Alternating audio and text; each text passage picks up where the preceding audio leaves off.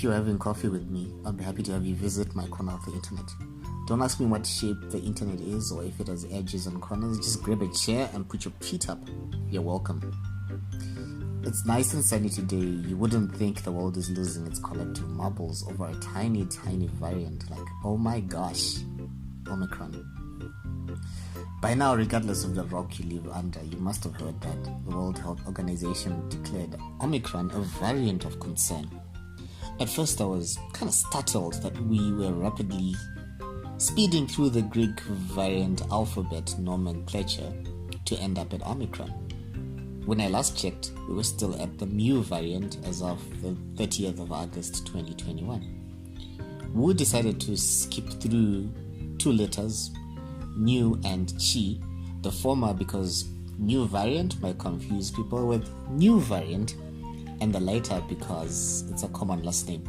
It's also the name of the president of China. Some speculate they didn't want to offend him.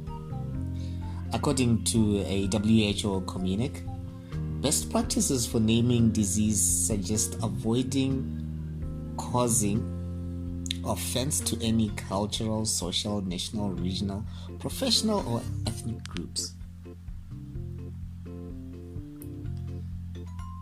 If you were having coffee with me, I'll tell you that officially there isn't any scientific information to ascertain the actual impact of the new variant. As in, is it deadlier, more transmissible, vaccine resistant compared to previous variants? Some countries have taken the knee-jerk response to simply ban travelers from countries where the variant has been detected, particularly if they're in Africa.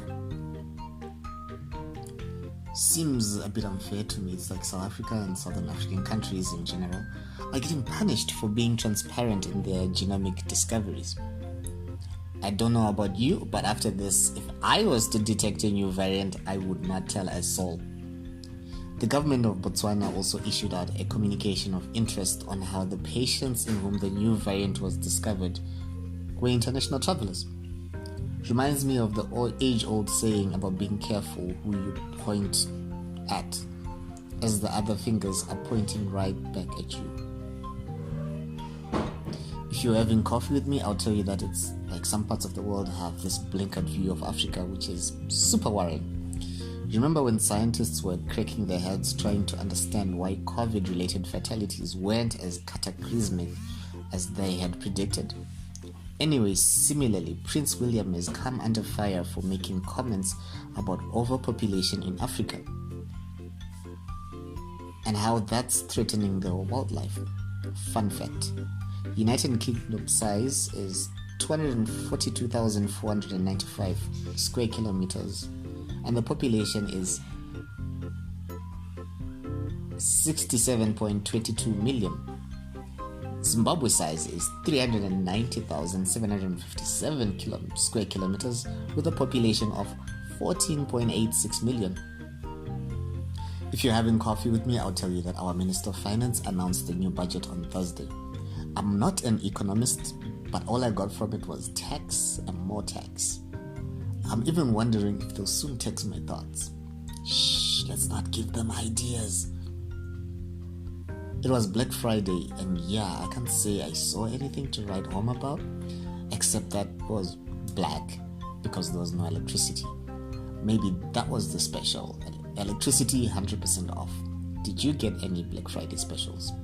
So basically in Zimbabwe, Black Friday simply means no electricity. If you're having coffee with me, I'll tell you that I was in the CBD recently and I was shocked at the level of complacency people have with social distancing protocol. It's just vibes.